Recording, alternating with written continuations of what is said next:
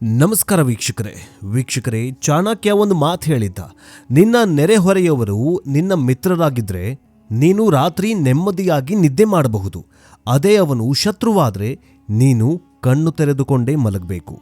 ಇಂದು ಭಾರತದ ಪರಿಸ್ಥಿತಿ ಅಕ್ಷರಶಃ ಹಾಗೇ ಆಗಿದೆ. ನಮ್ಮ ಪೂರ್ವದ ಗಡಿಯಲ್ಲಿರುವ ಬಾಂಗ್ಲಾ ಅನ್ನುವಂತಹ ದೇಶ ಕಳೆದ ಕೆಲವು ತಿಂಗಳುಗಳಿಂದ ನರಕದ ಕೆಂಡಾಮಂಡಲವಾದಂತೆ ಕಾಣಿಸ್ತಾ ಇದೆ. ಅಲ್ಲಿನ ರಸ್ತೆಗಳಲ್ಲಿ ರಕ್ತ ಹರಿತಾಗಿದೆ. ಸಂಸತ್ ಭವನಕ್ಕೆ ಬೆಂಕಿ ಬಿದ್ದಿದೆ. ದಶಕಗಳ ಕಾಲ ಆಳಿದ ಪ್ರಧಾನಿ ಶೇಖ್ ಹಸೀನಾ ಪ್ರಾಣ ಉಳಿಸ್ಕೊಳ್ಳೋದಕ್ಕೆ ದೇಶ ಬಿಟ್ಟು ಓಡ್ ಹೋಗಿದ್ದಾರೆ. ಆದರೆ ಇದು ಕೇವಲ ಬಾಂಗ್ಲಾದೇಶದ ಸಮಸ್ಯೆಯಲ್ಲ, ಇದು ಭಾರತದ ಕುತ್ತಿಗೆಗೆ ಬಂದಿರುವ ನೇರ ಆಪತ್ತು. ಯಾಕೆ ಗೊತ್ತಾ? ಒಂದು ಕಡೆ ಪಾಕಿಸ್ತಾನ, ಇನ್ನೊಂದು ಕಡೆ ಚೀನಾ, ಈಗ ಬಾಂಗ್ಲಾದೇಶ ಕೂಡ ನಮ್ಮ ಶತ್ರುಗಳ ಪಟ್ಟಿಗೆ ಸೇರಿದ್ರೆ ಭಾರತ ಮೂರೂ ಕಡೆಯಿಂದಲೂ ಲಾಕ್ ಆಗ್ತಾ ಇದೆಯಾ? ಅಲ್ಲಿನ ಹಿಂದೂಗಳ ಕಥೆಯೇನು? ಭಾರತದ ಚಿಕನ್ ನೆಕ್ ಕಾರಿಡಾರ್ ಮೇಲೆ ಕಣ್ಣಿಟ್ಟಿರುವ ಚೀನಾ ಈ ದಂಗೆಯನ್ನ ಬಳಸ್ಕೊಳ್ತಾ ಇದೆಯಾ? ಬನ್ನಿ ಇವತ್ತಿನ ಈ ವಿಡಿಯೋದಲ್ಲಿ ಬಾಂಗ್ಲಾದೇಶದ ದಂಗೆಯ ಹಿಂದಿನ ಅಸಲಿ ಸತ್ಯ ಮತ್ತು ಅದು ಭಾರತದ ಭದ್ರತೆ, ಆರ್ಥಿಕತೆ ಮತ್ತು ಭವಿಷ್ಯದ ಮೇಲೆ ಬೀರುವ ಭಯಾನಕ ಪರಿಣಾಮಗಳ ಬಗ್ಗೆ ಇಂಚಿಂಚು ಮಾಹಿತಿಯನ್ನು ಕೊಡ್ತಾ ಹೋಗ್ತೀವಿ. ಅದರ ಜೊತೆಗೆ ಬಾಂಗ್ಲಾದೇಶದಲ್ಲಿ 32 ವರ್ಷದ ವಿದ್ಯಾರ್ಥಿ ಸಾವಿಗೀಡಾದ ನಂತರ ಅಲ್ಲಿನ ಮಾಧ್ಯಮಗಳಿಗೆ ಬೆಂಕಿ ಹಚ್ಚಲಾಗಿದೆ. ಈ ನ್ಯೂಸ್ ಪೇಪರ್ಗಳು, ನ್ಯೂಸ್ ಚಾನೆಲ್ಗಳಿದಾವಲ್ಲ, ಆ ನ್ಯೂಸ್ ಚಾನೆಲ್ಗಳ ಆಫೀಸ್ಗಳಿಗೆ ಬೆಂಕಿ ಹಚ್ಚಿದ್ದಾರೆ. ಅಲ್ಲಿರೋ ರಿಪೋರ್ಟರ್ಸ್, ಪತ್ರಕರ್ತರು, ಜರ್ನಲಿಸ್ಟ್ಗಳು ಸುಟ್ಟು ಕರಕಲಾಗಿದ್ದಾರೆ. ಇದೆಲ್ಲದರ ಕುರಿತಂತೆ ಮಾಹಿತಿಯನ್ನು ಕೊಡ್ತಾ ಹೋಗ್ತೀವಿ. ಆದರೆ ಅದಕ್ಕಿಂತ ಮುಂಚೆ ಬಾಂಗ್ಲಾದೇಶದ ಪರಿಸ್ಥಿತಿಯ ಬಗ್ಗೆ ನಿಮಗೇನನ್ಸುತ್ತೆ? ಈಗ ಭಾರತಕ್ಕೆ ಈ ತ್ರಿವಳಿ ದೇಶಗಳ ದಂಗೆ ಭಾರತದ ಮೇಲೆ ಹೇಗೆ ಪರಿಣಾಮ ಬೀರುತ್ತೆ? ಮೋದಿಯವರು ಈ ಎಲ್ಲ ಬಾಂಗ್ಲಾದೇಶ, ಪಾಕಿಸ್ತಾನ, ಚೀನಾ ಇವರ ಮೇಲೆ ಕಠಿಣ ಕ್ರಮ ಕೈಗೊಳ್ಳಬೇಕಾ, ಕೈಗೊಳ್ಳಬಾರ್ದಾ? ಕಮೆಂಟ್ ಮೂಲಕ ತಿಳಿಸಿ. ಬನ್ನಿ ವಿಡಿಯೋವನ್ನು ಶುರು ಮಾಡೋಣ. ಬೆಂಕಿ ಹೊತ್ತಿಕೊಳ್ಳೋದಕ್ಕೆ ಸಣ್ಣ ಕಿಡಿ ಸಾಕು. ಬಾಂಗ್ಲಾದೇಶದಲ್ಲಿ ಆ ಕಿಡಿಯಾಗಿದ್ದು ಮೀಸಲಾತಿ ವಿರುದ್ಧದ ಹೋರಾಟ. 1971ರಲ್ಲಿ ಬಾಂಗ್ಲಾದೇಶ ಸ್ವಾತಂತ್ರ್ಯಕ್ಕಾಗಿ ಹೋರಾಡಿದ ಸೈನಿಕರ ಕುಟುಂಬಗಳಿಗೆ ಸರ್ಕಾರಿ ಉದ್ಯೋಗದಲ್ಲಿ 30% ಮೀಸಲಾತಿ ನೀಡಲಾಗಿತ್ತು. ಇದನ್ನು ವಿರೋಧಿಸಿ ವಿದ್ಯಾರ್ಥಿಗಳು ರಸ್ತೆಗಿಳಿದಿದ್ರು. ಮೇಲ್ನೋಟಕ್ಕೆ ಇದೊಂದು ವಿದ್ಯಾರ್ಥಿ ಚಳುವಳಿ ಅಂತ ಕಂಡ್ರೂ ಕೂಡ ಇದ್ರ ಹಿಂದೆ ದೊಡ್ಡ ಷಡ್ಯಂತ್ರ ಇತ್ತು ಅನ್ನೋ ಅನುಮಾನ ಈಗ ಬಲವಾಗಿ ಕಾಡ್ತಾ ಇದೆ. ಯಾಕಂದ್ರೆ ಸುಪ್ರೀಂ ಕೋರ್ಟ್ ಈ ಮೀಸಲಾತಿಯನ್ನ ಕಡಿತಗೊಳಿಸಿದ್ರೂ ಕೂಡ ದಂಗೆ ನಿಲ್ತಾ ಇಲ್ಲ. ಬದಲಾಗಿ ಅದು ಶೇಖ್ ಹಸೀನಾ ಹಟಾವೋ ಅಂದ್ರೆ ಶೇಖ್ ಹಸೀನಾ ತೊಲಗಬೇಕು ಅನ್ನೋ ರಾಜಕೀಯ ಹೋರಾಟವಾಗಿ ಬದಲಾಗಿ ಹೋಗ್ಬಿಟ್ಟಿದೆ. ಇಲ್ಲಿ ನಾವು ಗಮನಿಸಬೇಕಾಗಿರುವಂತಹ ಪ್ರಮುಖ ಅಂಶ ಎಂದ್ರೆ ಜಮಾತ್ ಎ ಇಸ್ಲಾಂ ಮತ್ತು BNP ಪಕ್ಷಗಳ ಪಾತ್ರ. ಇವು ಬಾಂಗ್ಲಾದೇಶದ ಉಗ್ರಗಾಮಿ ಮನಸ್ಥಿತಿಯ ಸಂಘಟನೆಗಳು. ಈ ಸಂಘಟನೆಗಳಿಗೆ ಹಸೀನಾ ಅವರ ಭಾರತ ಸ್ನೇಹಿ ನಿಲುವು ಇಷ್ಟವಾಗ್ತಾ ಇಲ್ಲ. ಹಸೀನಾ ಅವರು ಭಾರತದ ಜೊತೆಗೆ ಉತ್ತಮ ಬಾಂಧವ್ಯ ಹೊಂದಿದ್ರು. ಅವರು ಉಗ್ರಗಾಮಿಗಳನ್ನ ಹತ್ತಿಕ್ತಾಗಿದ್ರು. ಆದರೆ ಯಾವಾಗ ವಿದ್ಯಾರ್ಥಿಗಳು ರಸ್ತೆಗಿಳಿದ್ರು, ಈ ಉಗ್ರಗಾಮಿಗಳ ಶಕ್ತಿಗಳು ವಿದ್ಯಾರ್ಥಿಗಳ ಹೆಸರಲ್ಲಿ ಬಂದೂಕು ಹಿಡಿದು ನಿಂತ್ವು. ಪೊಲೀಸ್ ಠಾಣೆಗಳಿಗೆ ಬೆಂಕಿ ಹಚ್ಚಿದ್ವು. ಜೈಲುಗಳನ್ನ ಒಡೆದು ಭಯೋತ್ಪಾದಕರನ್ನ ಬಿಡುಗಡೆ ಮಾಡಿಬಿಟ್ರು. ಇದು ಕೇವಲ ಆಂತರಿಕ ದಂಗೆಯಲ್ಲ, ಇದೊಂದು ರೆಜಿಮ್ ಚೇಂಜ್ ಆಪರೇಷನ್ ಅನ್ನೋ ಮಾತುಗಳು ಕೂಡ ಕೇಳಿ ಬರ್ತಾಗಿದ್ದಾವೆ. ಅಮೆರಿಕ ಮತ್ತು ಚೀನಾ ಈ ಅಸ್ಥಿರತೆಯ ಲಾಭ ಪಡೆದುಕೊಳ್ತಾ ಇದ್ದಾವ? ಹಸೀನಾ ಅವರು ಚೀನಾಗೆ ಸಡ್ಡು ಹೊಡೆದಿದ್ದೇ ಅವರಿಗೆ ಮುಳುವಾಯ್ತಾ? ಈ ಪ್ರಶ್ನೆಗಳು ಮೂಡೋದಕ್ಕೆ ಶುರುವಾಗಿದೆ. ಇನ್ನು ವೀಕ್ಷಕರೇ, ನೆರೆಹೊರೆಯವರು ಚೆನ್ನಾಗಿದ್ರೆ ನಾವು ಚೆನ್ನಾಗಿರ್ತೀವಿ ಅಂತ ಭಾರತ ಇಷ್ಟು ದಿನ ಬಾಂಗ್ಲಾದೇಶವನ್ನ ಮಿತ್ರನಂತೆ ನೋಡ್ತಾಗಿತ್ತು. 1971ರಲ್ಲಿ ಅವರಿಗೆ ಸ್ವಾತಂತ್ರ್ಯ ಕೊಡಿಸೋದ್ರಿಂದ ಹಿಡಿದು ಇವತ್ತಿನವರೆಗೂ ಕಷ್ಟ ಬಂದಾಗಲೆಲ್ಲ ಕೈ ಹಿಡಿದಿದ್ದು ಇದೇ ಭಾರತ. ಆದ್ರೆ ಈಗ ಬಾಂಗ್ಲಾದೇಶ ಹದ್ದು ಮೀರ್ತಾ ಇದೆಯಾ? ಭಾರತದ ಸೌಜನ್ಯವನ್ನ ದೌರ್ಬಲ್ಯ ಅಂದ್ರೆ ಬ್ಯಾಡ್ ಆಗಿ ಅತಿ ಹೆಚ್ಚಾಗಿ ತಿಳಿದುಕೊಳ್ತಾ ಇದೆಯಾ? ಹೌದು ಎನ್ನುವಂತಹ ವಾತಾವರಣ ಈಗ ನಿರ್ಮಾಣವಾಗ್ತಾ ಇದೆ. ಆದ್ರೆ ಈಗ ಕತೆ ಬದಲಾಗಿ ಹೋಗ್ಬಿಟ್ಟು ತಂಟೆಗೆ ಬಂದ್ರೆ ತಟ್ಟಾಗ್ತೀವಿ ಎನ್ನುವ ರೀತಿಯಲ್ಲಿ ಪ್ರಧಾನಿ ನರೇಂದ್ರ ಮೋದಿ ಅವರು ಬಾಂಗ್ಲಾದೇಶದ ವಿರುದ್ಧ ಸಿರಿದೆದ್ದಿದ್ದಾರೆ. ಭಾರತದ ಗಡಿಯಲ್ಲಿ ಇನ್ಮುಂದೆ ನೋ ಎಂಟ್ರಿ ಬೋರ್ಡ್ ಬಿದ್ದಿದೆ.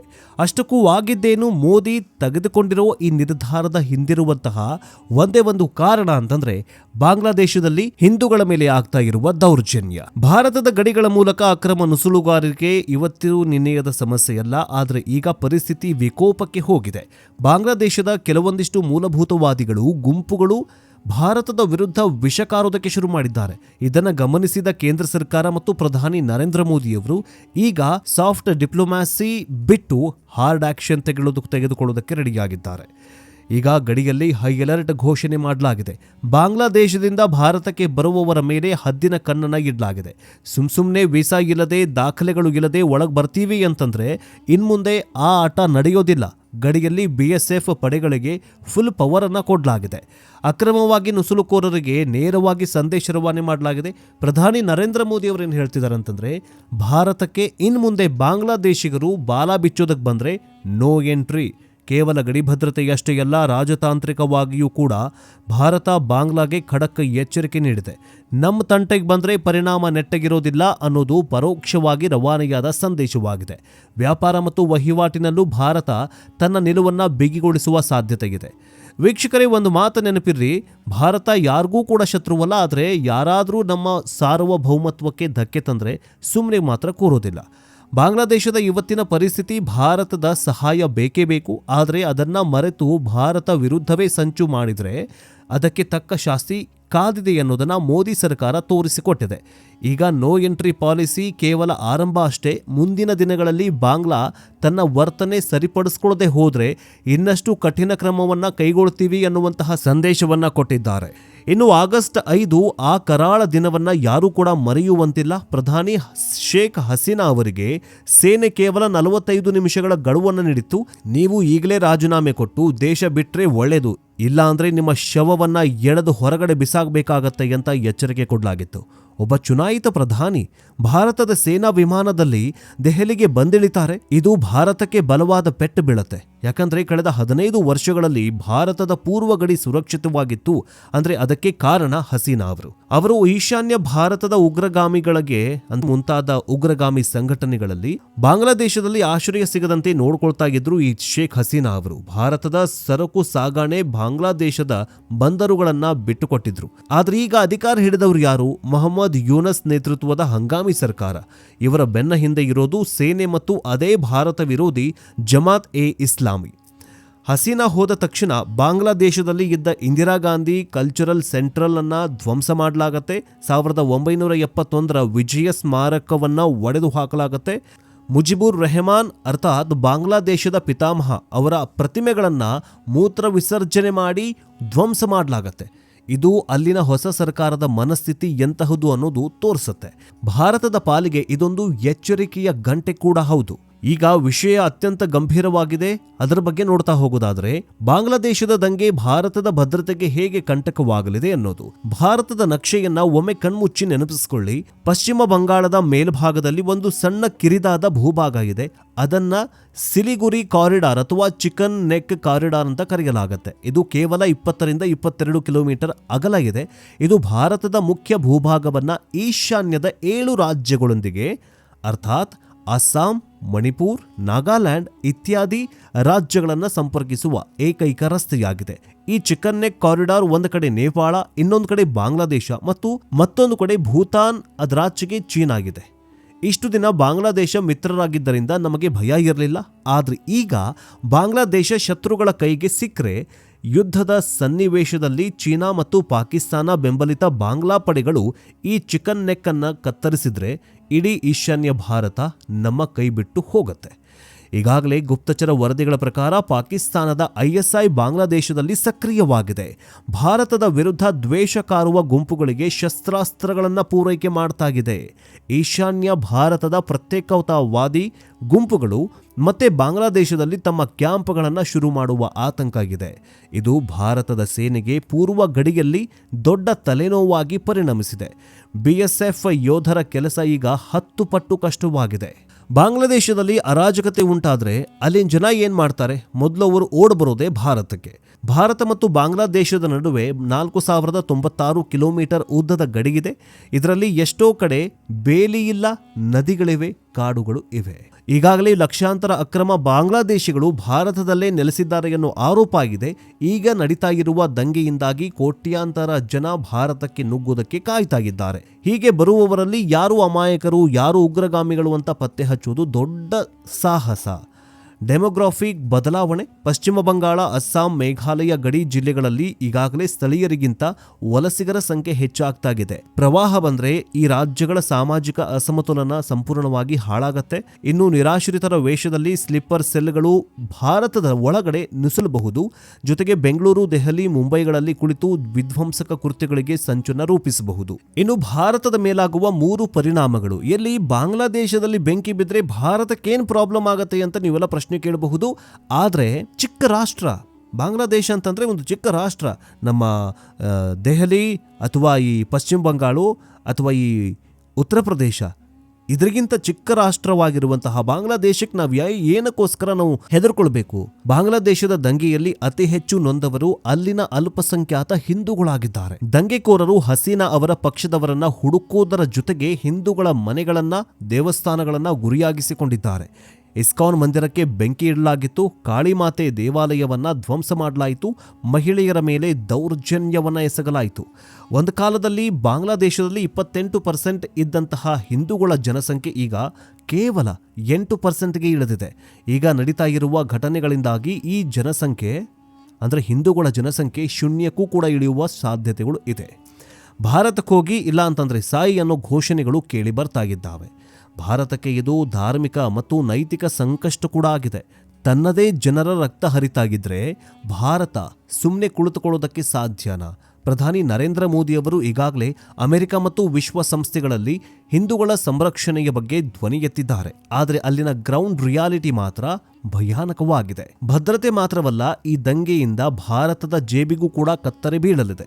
ಭಾರತ ಮತ್ತು ಬಾಂಗ್ಲಾದೇಶದ ನಡುವೆ ವ್ಯಾಪಾರ ಸುಮಾರು 1 ಲಕ್ಷ ಕೋಟಿ ರೂಪಾಯಿಗಳದ್ದಾಗಿದೆ. ಜವಳಿ ಉದ್ಯಮ, ಭಾರತದ ಹತ್ತಿ ಅತಿ ಹೆಚ್ಚಾಗಿ ರಫ್ತಾಗೋದು ಬಾಂಗ್ಲಾದೇಶಕ್ಕೆ. ಅಲ್ಲಿನ ಗಾರ್ಮೆಂಟ್ ಫ್ಯಾಕ್ಟರಿಗಳು ಮುಚ್ಚಿದ್ರೆ ಭಾರತದ ರೈತರಿಗೆ ಮತ್ತು ವ್ಯಾಪಾರಿಗಳಿಗೆ ನಷ್ಟವಾಗಲಿದೆ. ಇನ್ನು ಸಾರಿಗೆ ಯೋಜನೆಗಳು, ಭಾರತ ಕೋಲ್ಕತ್ತಾದಿಂದ ಅಗರ್ತಲಾಕ್ಕೆ ಹೋಗೋದಕ್ಕೆ ಬಾಂಗ್ಲಾದೇಶದ ಮೂಲಕ ರೈಲು ಮತ್ತು ರಸ್ತೆ ಮಾರ್ಗಗಳು ನಿರ್ಮಿಸಲಾಗಿತ್ತು. ಈ ಪ್ರಾಜೆಕ್ಟ್ಗಳು ಅರ್ಧಕ್ಕೆ ನಿಲ್ಲುವ ಸಾಧ್ಯತೆ ಇದೆ. ಇನ್ನು ಭಾರತದ ಗಡಿಯತ್ತ ನುಗ್ಗೋದಕ್ಕೆ ಶುರು ಮಾಡಿದ್ದಾರೆ ಮೂಲಭೂತವಾದಿ ಪ್ರತಿಭಟನಾಕಾರರು. ಹೈ ಅಲರ್ಟ್ ಘೋಷಣೆ ಮಾಡಲಾಗಿದೆ. ಈಗಾಗಲೇ ಬಾಂಗ್ಲಾದೇಶದಲ್ಲಿರುವಂತಹ ಜನರು ಭಾರತಕ್ಕೆ ನುಸುಳುಕೋರದಂತೆ ಬಂದು ಈಗ ನೆರೆ ನಿಲ್ಲಿಸಿದ್ದಾರಲ್ಲ, ಈಗ ಭಾರತದ ಕಡೆ ಎಲ್ಲ ಕಡೆನೂ ಬಾಂಗ್ಲಾದೇಶದ ಜನ ಇದ್ದಾರೆ. ಅವ್ರ ಮೇಲೆ ನಿಗಾ ಹೆಂಗಿಡೋದು? ಒಬ್ಬರ ಇಬ್ಬರ? ಮೊನ್ನೆಯಷ್ಟೇ ಪ್ರಧಾನಿ ನರೇಂದ್ರ ಮೋದಿ ಅವರು ಜೊತೆಗೆ ಉತ್ತರ ಪ್ರದೇಶದಲ್ಲಿ ಇರುವಂತಹ UP ಯೋಗಿ ಆದಿತ್ಯನಾಥ್ ಸರ್ಕಾರ ಇರಬಹುದು, ಅವರೆಲ್ಲರೂ 3 ಕೋಟಿ ಜನರನ್ನ, ಉತ್ತರ ಪ್ರದೇಶ ರಾಜ್ಯವೊಂದರಲ್ಲೇ 3 ಕೋಟಿ ಬಾಂಗ್ಲಾದೇಶಿಗರನ್ನ ಹೊರಗೆ ದಬ್ಬಲಾಗಿದೆ. ಅದೇ ತೆರನಾಗಿ ಈಗ ಹೈ ಅಲರ್ಟ್ ಘೋಷಣೆ ಮಾಡಲಾಗಿದೆ. ಬಾಂಗ್ಲಾದೇಶದಲ್ಲಿ ವಿದ್ಯಾರ್ಥಿ ನಾಯಕ ಶರೀಫ್ ಉಸ್ಮಾನ್ ಹಾದಿ ಹತ್ಯೆ ವಿರೋಧಿಸಿ ನಡೀತಾ ಇರುವ ಪ್ರತಿಭಟನೆ ಅಕ್ಷರಶಃ ನಿಯಂತ್ರಣ ತಪ್ಪುತ್ತಾಗಿದೆ. ಇಂಕ್ವಿಲಾಬ್ ಫೋರಂ ಮತ್ತು ಜಮಾತ್ ಉಗ್ರಗಾಮಿಗಳು ಬಾಂಗ್ಲಾದೇಶದ ಬೆನಿಪೋಲ್ನಿಂದ ಭಾರತದ ಗಡಿಯವರೆಗೆ ಮೆರವಣಿಗೆ ನಡೆಸಿ ಪ್ರತಿಭಟನೆ ನಡೆಸಿದ್ದಾರೆ. ಪ್ರತಿಭಟನಾಕಾರರು ಗಡಿ ಭಾಗಕ್ಕೆ ನುಗ್ತಾ ಇರೋದ್ರಿಂದ ಸೇನೆ ಬಲು ಹೈ ಅಲರ್ಟ್ ಆಗಿ ಕಾರ್ಯನಿರ್ವಹಿಸ್ತಾ ಇದೆ. ಇನ್ನು ಇಷ್ಟೇ ಎಲ್ಲ, ಕೆಲ ದಿನಗಳಿಂದ ತಣ್ಣಗಾಗಿದ್ದ ಬಾಂಗ್ಲಾದೇಶದಲ್ಲಿ ಮತ್ತೆ ಹಿಂಸಾಚಾರ ಭುಗಿಲೆದ್ದಿದೆ. ಮೈಮೇನ್ಸಿಂಗ್ ಜಿಲ್ಲೆಯ ಬುಲಾಕಾ ಉಪಜಿಲ್ಲೆಯಲ್ಲಿ ಇಸ್ಲಾಂ ಧರ್ಮವನ್ನ ಅವಮಾನಿಸಿದ ಆರೋಪದ ಮೇಲೆಗೆ ಪ್ರತಿಭಟನಾ ಗುಂಪೊಂದು ಹಿಂದೂ ಯುವಕನೊಬ್ಬನನ್ನ ಭೀಕರವಾಗಿ ಕೊಲೆ ಮಾಡಲಾಗಿದೆ. ಪ್ರತಿಭಟನಾಕಾರರು 30 ವರ್ಷದ ದೀಪು ಚಂದ್ರದಾಸ್ ಅನ್ನೋ ಹಿಂದೂ ಯುವಕನನ್ನ ಮರಕ್ಕೆ ಕಟ್ಟಿ ಹಾಕಿ ಬೆಂಕಿ ಹಾಕಿ ಕೊಂದು ಹಾಕಲಾಗಿದೆ. ಇವೆಲ್ಲವುಗಳನ್ನ ನೋಡ್ತಾ ಇದ್ರೆ ಬಾಂಗ್ಲಾದೇಶದಲ್ಲಿ ಅಥವಾ ಬಾಂಗ್ಲಾದೇಶ ಇನ್ನು ಮುಂದೆ ನಮ್ಮ ಮಿತ್ರ ದೇಶ ಅಲ್ಲ. ಈ ಕೂಡಲೇ ಪ್ರಧಾನಿ ನರೇಂದ್ರ ಮೋದಿಯವರು ಬಾಂಗ್ಲಾದೇಶಕ್ಕೆ ಕೊಡ್ತಾ ಇರುವಂತಹ ಒಂದೊಂದು ಪೈಸೆ, ಒಂದು ನಯಾ ಪೈಸೆನೂ ಕೊಡದಂಗೆ ನೋಡ್ಕೊಳ್ಬೇಕು ಅನ್ನುವಂತಹದ್ದು 140 ಕೋಟಿ ಭಾರತೀಯರ ಆಗ್ರಹವಾಗಿದೆ. ಕಾರಣ, ಬಾಂಗ್ಲಾದೇಶದಲ್ಲಿ ಇರುವಂತಹ ಹಿಂದೂಗಳ ಮೇಲೆ ಪೈಚಾಚಿಕ ಕೃತ್ಯ ನಡೆಸಲಾಗ್ತಾ ಇದೆ. ಬಾಂಗ್ಲಾದೇಶದಲ್ಲಿ ಏನೂ ಇಲ್ಲ, ಬಾಂಗ್ಲಾದೇಶ ಭಿಕಾರಿ ದೇಶವಾಗಿ ಹೋಗ್ಬಿಟ್ಟಿದೆ. ಯಾವಾಗ ಭಿಕಾರಿ ಆಯಿತು, ಕಳೆದ ವರ್ಷದಿಂದ ಅಲ್ಲಿ ಅಜಾಗೃತೆ ಕಾಡ್ತಾ ಇದೆ, ಭಿಕಾರಿಯಾಗಿ ಹೋಗ್ಬಿಟ್ಟಿದೆ. ಈ ಭಿಕಾರಿಯಾದಂಥ ಸಂದರ್ಭದಲ್ಲಿ ಅದೆಷ್ಟೋ ಬಾಂಗ್ಲಾದೇಶಿಗರು ಭಾರತಕ್ಕೆ ಬಂದು ನೆಲೆಸಿದ್ದಾರೆ. ಅವರೆಲ್ಲರನ್ನ ಸಹಿಸಿಕೊಂಡು ಭಾರತ ಸರ್ಕಾರ, ಕೇಂದ್ರ ಸರ್ಕಾರ ಸುಮ್ಮನೆ ಕೂತ್ಕೊಂಡು ಬಿಟ್ಟಿದೆ.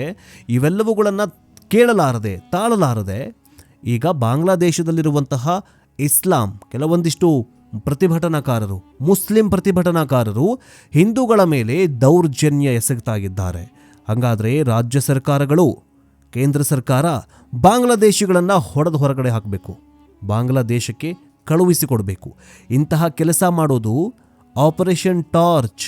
ಈಗೇನು UP CM ಯೋಗಿ ಆದಿತ್ಯನಾಥ್ ಅವರು ಆಪರೇಷನ್ ಟಾರ್ಚ್ ಶುರು ಮಾಡಿದ್ದು ರಾತ್ರೋರಾತ್ರಿ ಮನೆಗಳಿಗೆ ನುಗ್ಗಿ ಬಾಂಗ್ಲಾದೇಶಿಗಳು ಎಲ್ಲೆಲ್ಲಿ ನೆಲೆಸಿದಾರಲ್ಲ ಅವರೆಲ್ಲರನ್ನ ಹುಡುಕಾಡಿ ತಮ್ಮ ದೇಶಕ್ಕೆ ಹೊರಗೆ ಹಾಕ್ತಾ ಇದ್ದಾರೆ.